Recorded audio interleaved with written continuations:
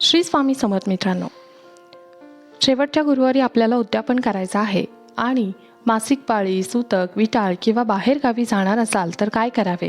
लक्ष्मीच्या आवडीचा नैवेद्य कोणता आहे आणि उपवास आपल्याच घरी सोडावा की इतरांच्या घरी सोडला तरी चालेल?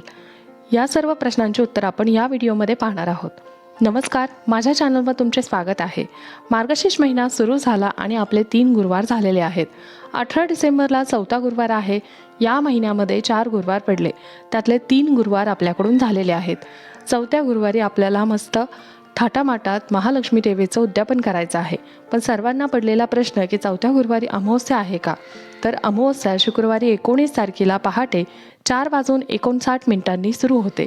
म्हणजे जरी अमावस्या असली तरी गुरुवारी आपला उपवास पूर्ण होत आहे आणि गुरुवारी रात्री म्हणजे शुक्रवारी पहाटे 4:59 म्हणजे जवळपास 5 वाजता अमावस्या सुरू होत आहे. त्यामुळे अमावस्येचा आणि आपल्या गुरुवारचा काहीही संबंध येत नाही. आपल्याला 4थ्या गुरुवारी 18 डिसेंबरला व्रत करून व्रताचं उद्यापन जे आहे ते 18 तारखेलाच करायचं आहे.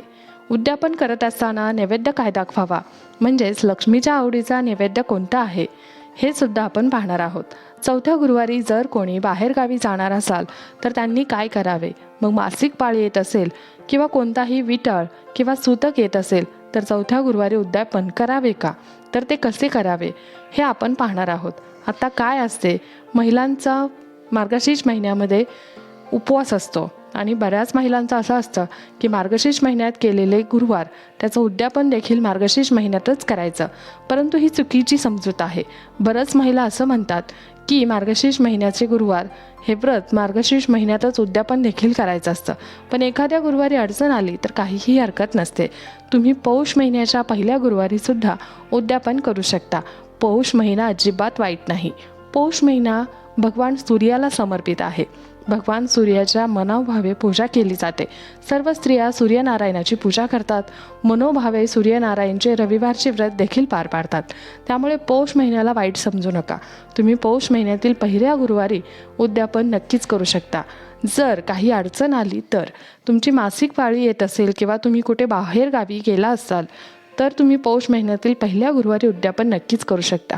जर मार्गशीर्ष महिन्यात काही कारणाने तुम्हाला उद्यापन करणं जमलं नाही तर पौष महिन्यामध्ये तुम्ही उद्यापन करू शकता. उद्यापन करत असताना तुम्ही काहीही नैवेद्य बनवू शकता. फक्त आपल्याला सात्विक नैवेद्य तयार करायचा आहे.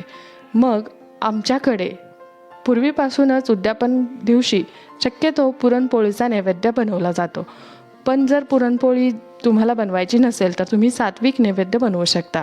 सुवासिनींना देखील पुरणपोळीचा नैवेद्य तुम्ही जेवणासाठी बनवू शकता. आणि देवीचा आवडता पदार्थ म्हटला तर तांदळाची खीर आणि पुरी देखील तुम्ही बनवू शकता. काही महिलांचा प्रश्न असतो की 3ऱ्या गुरुवारी उद्यापन केलं तर चालतं का? कारण मी 4थ्या गुरुवारी बाहेर जाणार आहे, तर मग कधी उद्यापन करावे? अशा महिलांनी सरळ पौष महिन्यातील पहिल्या गुरुवारीच उद्यापन करावं. कारण 3ऱ्या गुरुवारी उद्यापन करून नंतर 4थ्या गुरुवारचा उपवास पण करायचा असतो, तर असं चालत नाही. 7 कुमारिकांना बोलवून तुम्ही पौष महिन्यातील पहिल्या गुरुवारी उद्यापन करू शकता. त्यांची ओटी भरा, त्यांना गोडधोड खायला द्या, फळं द्या आणि व्रताची पुस्तिका देऊन यथाशक्ती उद्यापन करावं. गुरुवारी जर मासिक धर्म किंवा सूतक असेल तर बघा, सूतक असेल तर कोणतीही पूजा आपण करू शकत नाही. त्यासाठी सूतकामध्ये 10 ते 12 दिवस हे जातातच. त्यामुळे जर शक्य नाही झालं तर शेवटच्या गुरुवारी तुम्हाला अडचण आली त्यावेळी तुम्ही काय करायचं?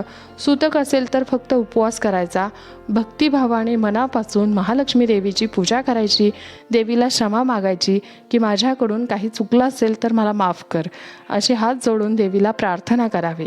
आणि मार्गशीर्ष गुरुवारचे व्रत आपण करत असताना आपल्या घरामध्ये सुख, शांती, वैभव, समाधान मिळावं, माता लक्ष्मीची कृपा आपल्या घरावरती सदैव राहावी, यासाठी आपण हे मनोभावे व्रत करत असतो.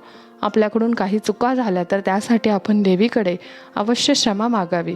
मार्गशीर्ष महिन्याच्या पहिल्या गुरुवारी या व्रताची सुरुवात करायची असते आणि व्रताची सांगता ही मार्गशीर्ष महिन्याच्या गुरुवारच्या शेवटच्या गुरुवारी आपण करत असतो, असं आपण पुस्तकामध्ये सुद्धा ऐकलेलं आहे.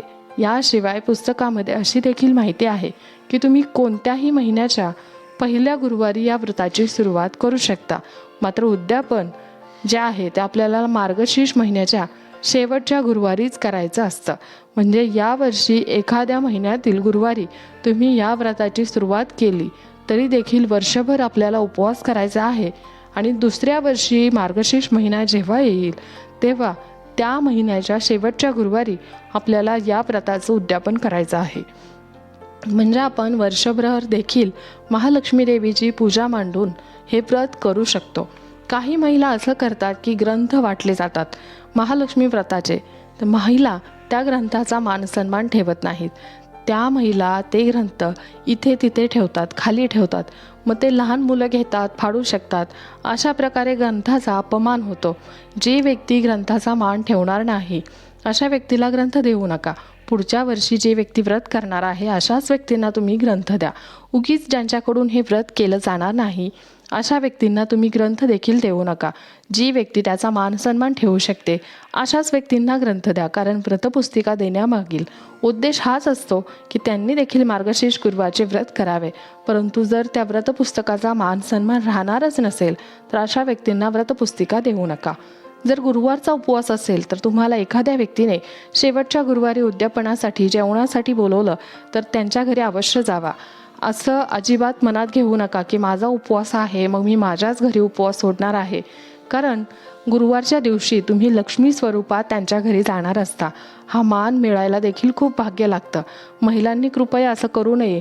जर कोणी तुम्हाला जेवणासाठी बोलवलं तर नक्की जावा. परंतु जर तुम्हाला खरंच त्रास होत असेल किंवा सततचं खाणं जमत नसेल किंवा जास्त गोडधोड जमत नसेल, खूप त्रास होत असेल, पित्ताचा त्रास होत असेल तर तुम्ही त्यांना तसं सांगा. परंतु असं अजिबात करू नका की तुम्हाला बोलवलं आहे आणि तुम्ही नाही म्हटलात की मी माझा उपवास माझ्याच घरी सोडणार आहे. असं तुम्ही करू नका. तुमच्या देवीला नैवेद्य वगैरे दाखवा आणि तुम्ही त्यांच्या घरी जेवण करू शकता. महत्त्वाचं सांगायचं म्हटलं तर या दिवशी तुमच्या घरी कोणतीही स्त्री आली तर तिला अन्नदान करा, मानसन्मान करा. ती वयोवृद्ध स्त्री असली किंवा विधवा स्त्री असेल तरीसुद्धा तिचा मानसन्मान करा. तिला गोडधोड खायला द्या. कारण या दिवशी देवी लक्ष्मी कोणाच्याही स्वरूपात तुमच्या घरी येऊ शकते. काही जणांचं असं म्हणणं असतं की मार्गशीर्ष गुरुवारचे उद्यापन मार्गशीर्ष गुरुवार महिन्यातच करायचे असते, पण असं अजिबात नाही. तुम्ही जर एखादा गुरुवार राहिला असेल तर पौष महिन्यात देखील उद्यापन करू शकता. व्रत आणि उपवासामागील कारण एकच आहे. मार्गशीर्ष महिन्यात देवीच्या सात्विक लहरी पृथ्वीवर जास्त सक्रिय असतात. म्हणूनच महालक्ष्मीची जास्तीत जास्त आपल्याकडून सेवा घडावी, ती प्रसन्न होऊन आपल्या घरामध्ये कायमचे वास्तव्य करावे, यासाठी महालक्ष्मी देवीची मनोभावे सेवा करावी व जास्तीत जास्त आई लक्ष्मी देवीची सेवा मनापासून केल्याने ती आपल्या सर्व चुका माफ करते आणि आपल्याला समजून घेते. शहरामध्ये जास्त बायका नसतात. उद्यापनासाठी 7 बायका मिळणे खूप कठीण होऊन जातं. तर जर तुम्हाला एक जरी सुवासिनी भेटली असेल किंवा तुमच्या ओळखीची जर एखादी मैत्रीण असेल तर तुम्ही तिचाच मान सन्मान करून तिला जेवणासाठी बोलवू शकता. तिची ओटी भरा आणि मनापासून उद्यापन करा. देवी मानून घेते. उद्यापनाच्या दिवशी नक्कीच तुम्हाला जेवण बनवायला पाहिजे. सुवासिनींचा मान सन्मान करून त्यांना पोटभर जेवू घाला. यामुळे माता लक्ष्मी आणि माता अन्नपूर्णा दोघीही खुश होतात. त्यांच्या कृपेने आपल्या घरामध्ये कधीच कशाचीच कमतरता भासत नाही. उद्यापना दिवशी सुवासिनींची उष्टेतात आपल्या घरात पडलं पाहिजे असं पूर्वीपासून सर्वजण म्हणत आलेले आहेत. त्यामुळे 1, 2 किंवा 5, 7 सुवासिनी तुम्हाला जमेल तेवढ्या सुवासिनी तुम्ही यथाशक्ती जेवण द्या. एका सुवासिनीला जेवण घातलं तरीसुद्धा चालेल. ज्या स्त्रियांना मासिक धर्म आला असेल त्यांनी पुढच्या गुरुवारी उद्यापन करू शकता. कशाचा विटाळ आला असेल, सूतक असेल तर 10-12 दिवस जातात म्हणून मांडणी वगैरे करून चालणार नाही. तुम्ही फक्त उपवास करू शकता. देवीची सेवा करा, उपवास करा, मनोभावे व्रत करा.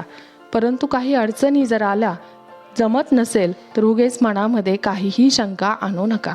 फक्त उपवास केला आणि मांडणी नाही केली, तुम्ही बाहेर गावी जाणार असेल तर तुम्ही तुमच्या लेकीच्या घरी गेला, सुनेच्या घरी गेला, पाहुण्यांच्या घरी गेला, तिकडे जाऊन तुम्ही सेवा केली तरी देखील चालते. कारण सेवा करणं फार महत्त्वाचं आहे. कुठलाच महिना वाईट नसतो. तसंच पौष महिना देखील अत्यंत चांगला आहे. तुम्हाला जर या दिवशी व्रत करावेसे वाटत असेल तर तुम्ही पौष महिन्याच्या पहिल्या गुरुवारी देखील व्रताचे उद्यापन करू शकता. हा माहितीपूर्ण व्हिडिओ तुम्हाला आवडला असेल तर या व्हिडिओला एक लाईक नक्की करा, चॅनलला सबस्क्राईब करा व कमेंट बॉक्समध्ये श्री स्वामी समर्थ, जय श्री माता लक्ष्मी अवश्य लिहा. हा व्हिडिओ आवडला असेल तर जास्तीत जास्त लोकांना शेअर करा. व्हिडिओ शेवटपर्यंत पाहिल्याबद्दल मनापासून धन्यवाद. श्री स्वामी समर्थ.